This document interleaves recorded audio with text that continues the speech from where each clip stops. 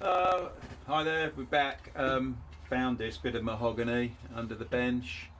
We'll try and make the sides out of this. I've planed the top flat on the older thickness planer there, so it's quite parallel. I'm going to be a bit cheeky and try and rip this down the middle and get two sides out of it. So I'm actually trying to use the fence this time on the band, so we'll see how well this blade behaves. But before you do anything, these fences are adjustable, so just make sure that it's upright.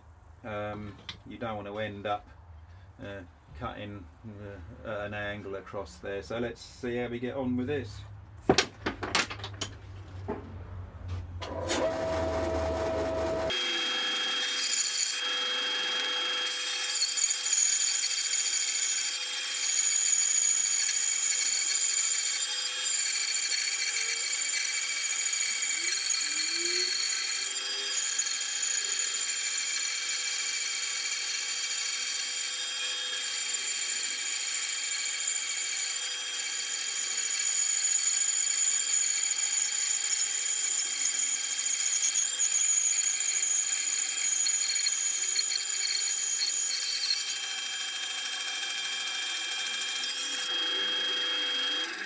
Well, the pitfalls of a old blade. Just run off there. It's a pain in the arse. It's nice at the top. I have no idea why, but like I say, just probably because it was an old blade. So at least we got one, and maybe this will be long enough. That's a shame. Let's just try and nip that bit off there and go from there.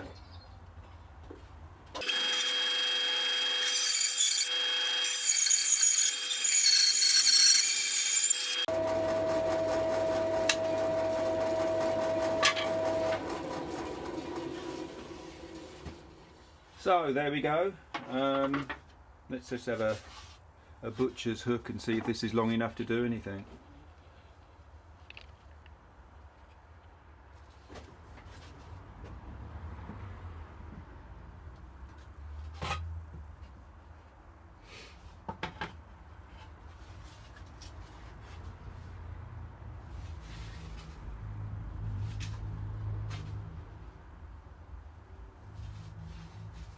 We might get some use out of it, but let's just carry on then. It's awfully tempting to change plan again, but I won't be. But this is pre-bought side timber that's a lovely flamed maple or sycamore, one of the two. But basically you're looking at side material being 2 millimeters, just over 2 millimeters thick. So we've got a way to go on this yet, but I'll be using my my thickness planer again, and we'll get this down to the right thickness. Well, I've been making a lot more shavings, and much the same as I thicknessed the wood before, I've now got this down to pretty close to 2 mil. With these planers, they won't actually reduce to that small, that finer, thinner cut. So as a cheat, what you can do is get a bigger plank of wood, stick it on and just put the both through the planer at the same time, and then you'll reduce the wood down to a much thinner thickness. I think the planer will go down to about 3 or 4 mil, but like I say, stack it up. So we've got this down to 2 millimeters now, and yep, next step I think is to rip it down. I'll probably be able to get 3 bits for the sides out of this, and then we go from there. Well, here we go. We're getting the side strips of wood done now. Like I say, we've got these 2 long pieces to do the outside, they down to 2mm. The actual crap piece that I cut off the other side that was a bit shorter, I think will be long enough to do the shorter stretches around here, so a bit of luck there. So let's just rip that down to size now.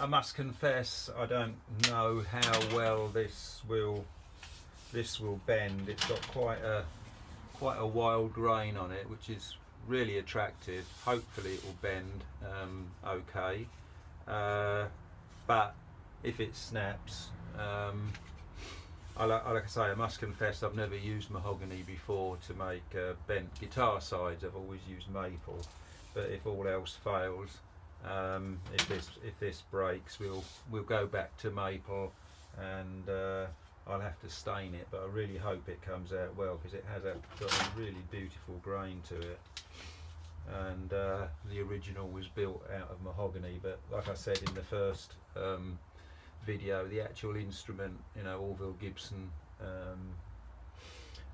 he actually cut the perimeter of the body out of one solid piece of wood, which by modern standards is obviously not the desired method. Plus I think I'd have a problem doing that with wasting so much wood. So we'll try and get it all done and kept in mahogany, and we'll go from there. So anyway, I think we're about the end of the day there. So we've got our side wood cut there, we've got these blocks that are all done, and next step, bending the sides and getting you know, actually starting getting the body shape out. So progress is quite quick, even though, you know, we have spent a lot of time making the templates and the mould, but I think you can see now how quick they make the actual build. Once you've got these made, it just works for a day's worth of investment in making the mould and the template. It just pays dividends all through the build. So, and the nice thing is doing that as well is I feel that it does highlight any problems which you may have during the build. You know, when I was doing this business with the, you know, with the mould here and deciding, oh, how am I going to cut this bit out and that bit and whatnot, you know, when you actually do it, you're almost doing a practice run making the templates sort of thing. So it does pay dividends in the end. So anyway, thank you very much for watching, and I'll be back with you soon. Well, here we are back again. Let's start getting ready to bend the sides. Now, first of all, these blocks that we made, let's put them in to their respective places.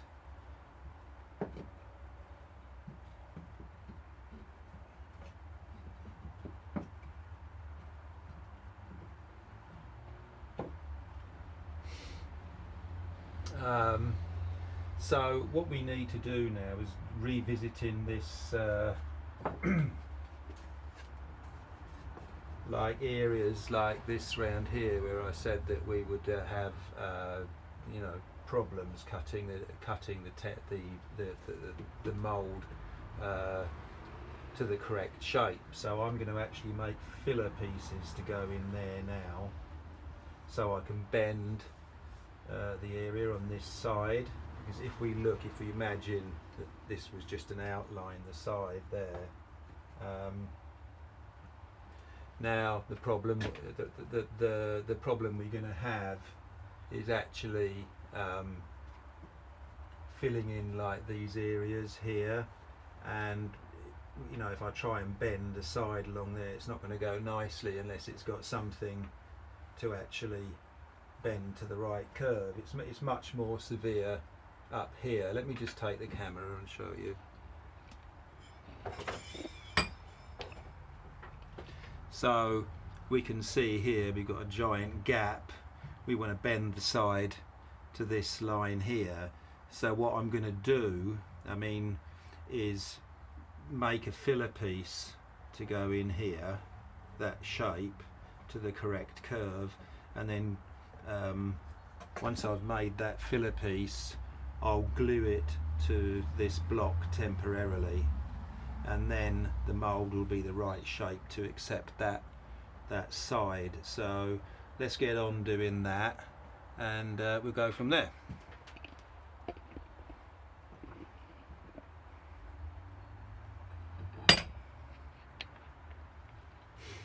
So what we can do first is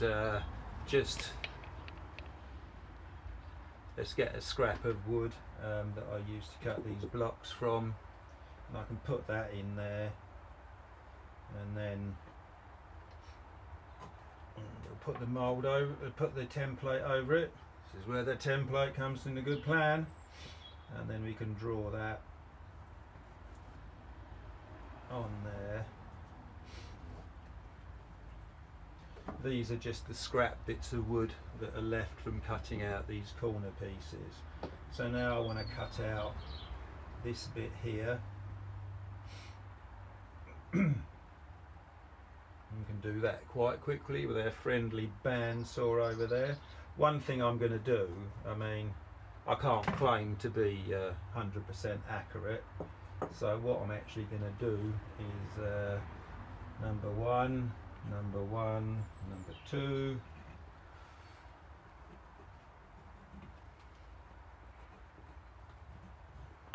There is a slight difference between all of them, obviously, so let's just start by getting them in the right place. So yep, where's my bit of wood gone with that bit marked? There it is. So if I could cut this off now around here, I'll get back to you in a tick.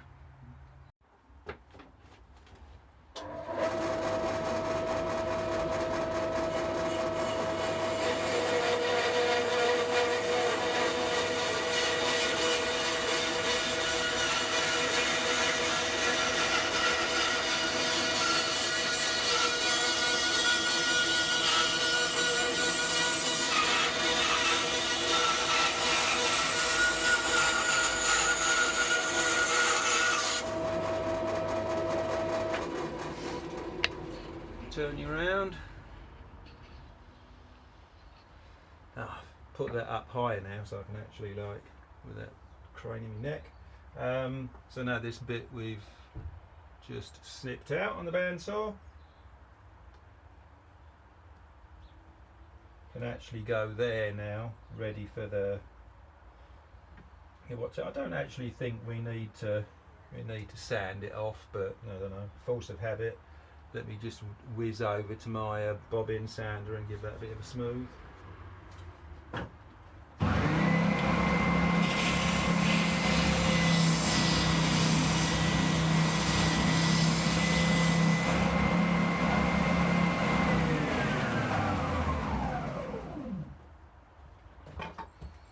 Chocks away.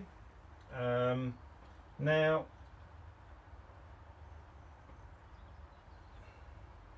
there is quite a neat little trick we can do. Well, it's not really a trick, it's well known, but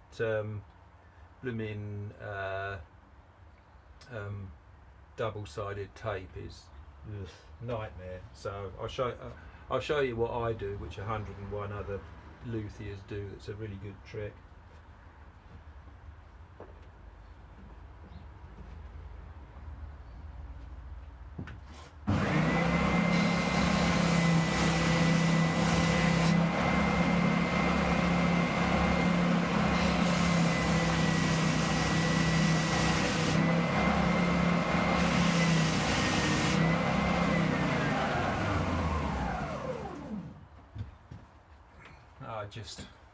While I was over there, I just gave this thing a bit of a sanding on there.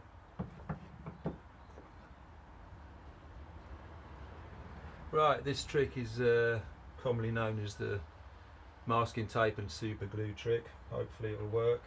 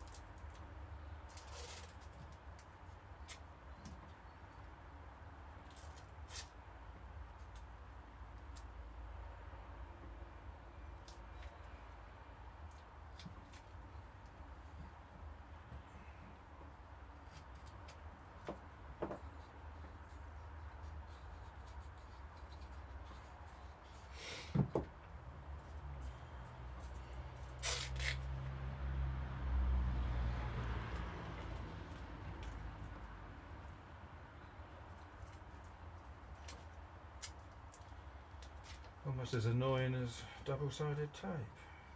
Fingers are a bit cold this morning.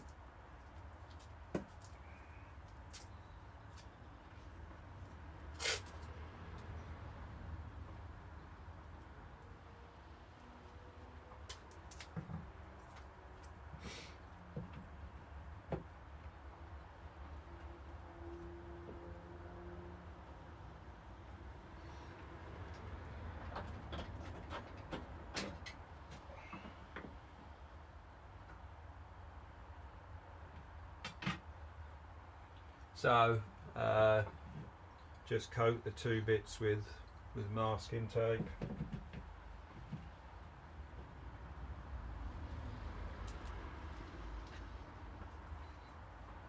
Bit of the old friendly super glue. I bet I get it on my fingers and I end up chewing it off all night, but there we go.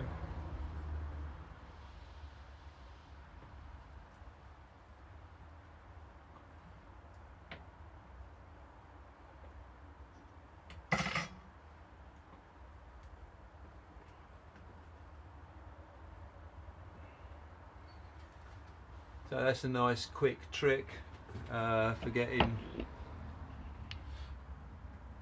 getting things temporarily stuck on, and then it's very easy to get it off as well, but it is actually quite solid enough for what we need anyway.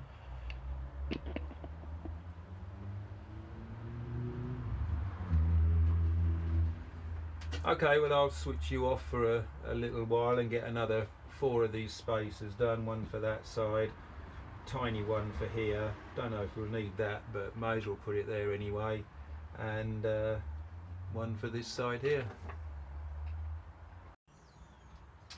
I've just finished doing what we did on the first block up here on all 4 of them now. Let's have a closer look.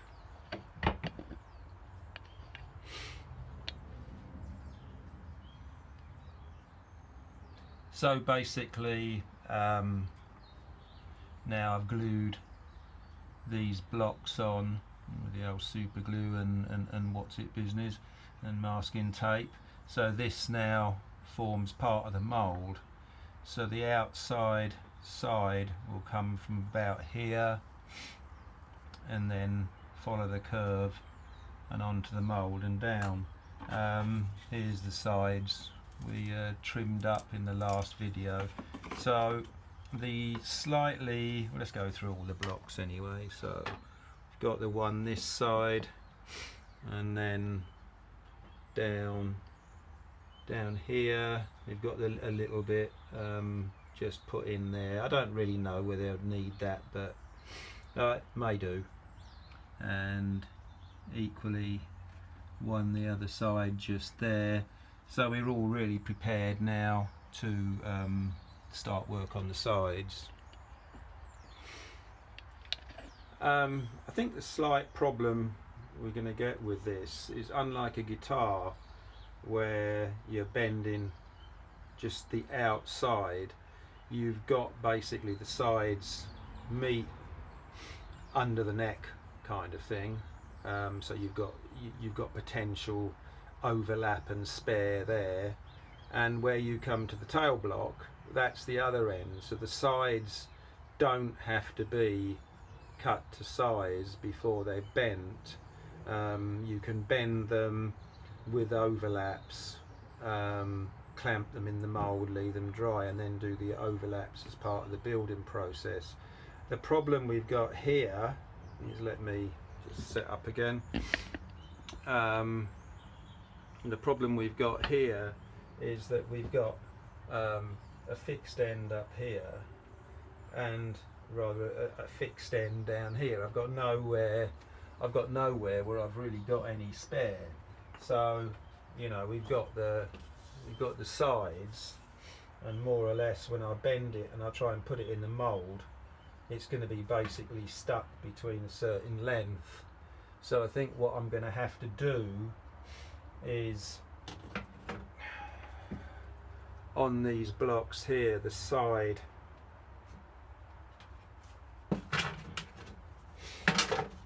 wants to bend around here and then locate just in here. So what I think I'll do now on these blocks is actually cut the finished waste out, or the slot out there. So I've got, if you like, a landing strip for the sides, and then again I'll have to do the same here, cut out a little bit there.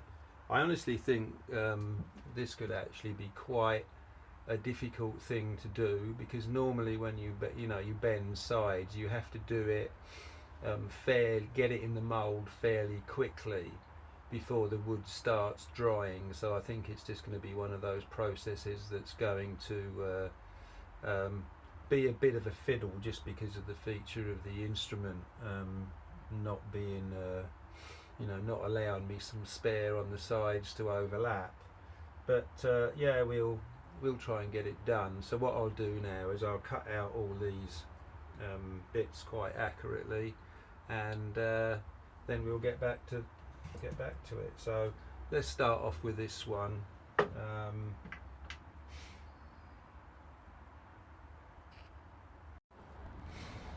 This is what I was looking for, my trusty Vernier gauge. So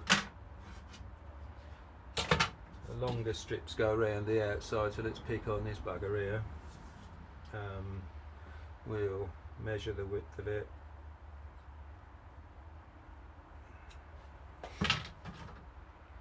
Clamp it up, and then we can scribe it on here.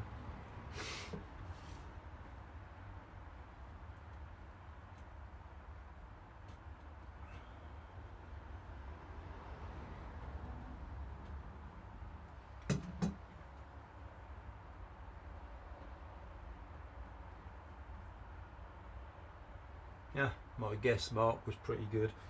So we're just going to cut this bit out here now.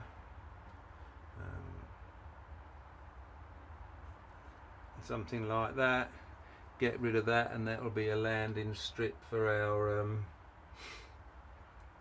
our side.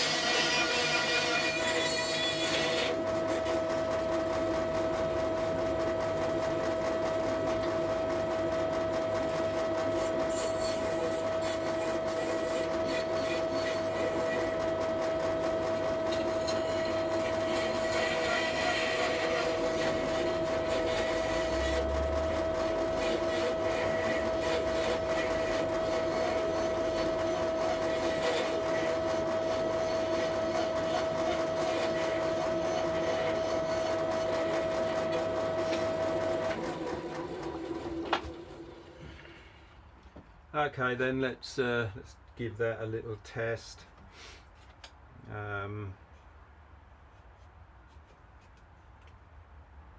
So yeah, we got something in there like that. So that'll go in, and then we can start bending it round.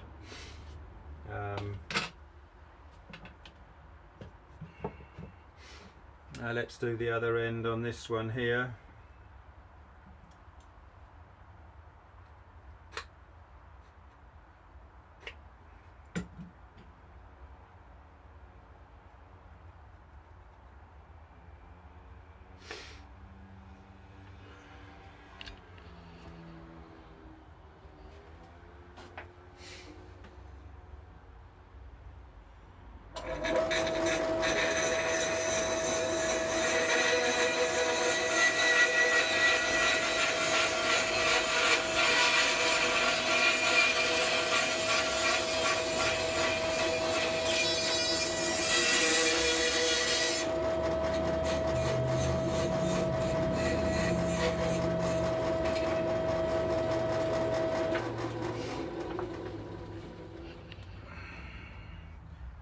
So how are we doing with this?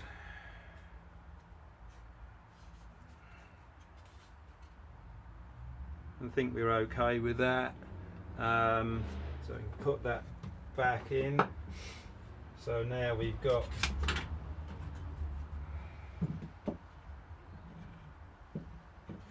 the two ends set up to bend the sides to. Like I say, I'm not absolutely crazy about doing this. I'll have to you know, bend and then somehow try and hold it above the mould and cut it to a square edge for the edges there. The only good thing is, like I said at the beginning, the thing you've got to, like, one of the skills you've got to develop building a musical instrument is being able to hide your cock-ups.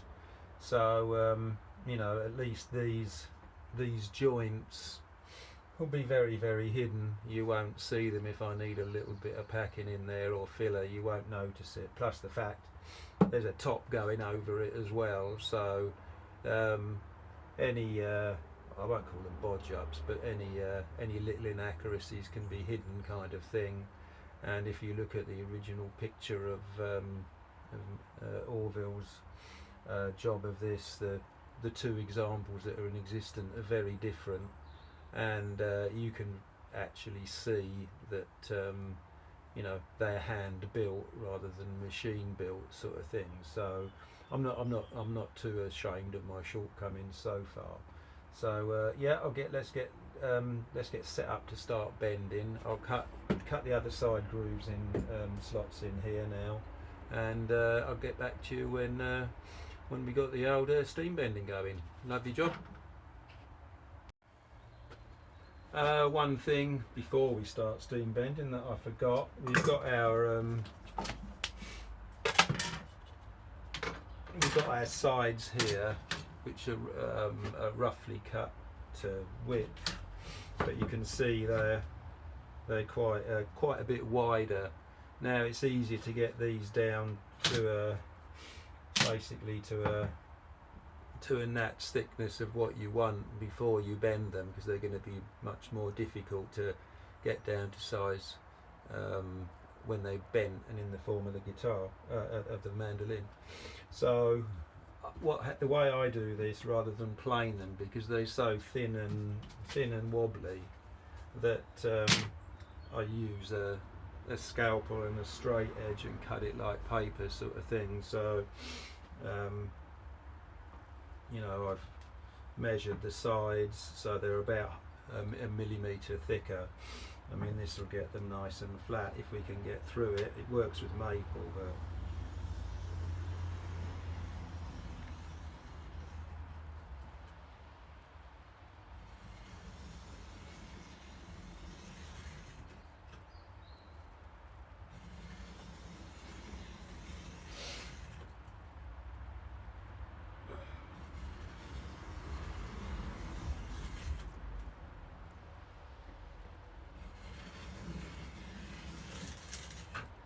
We're getting there.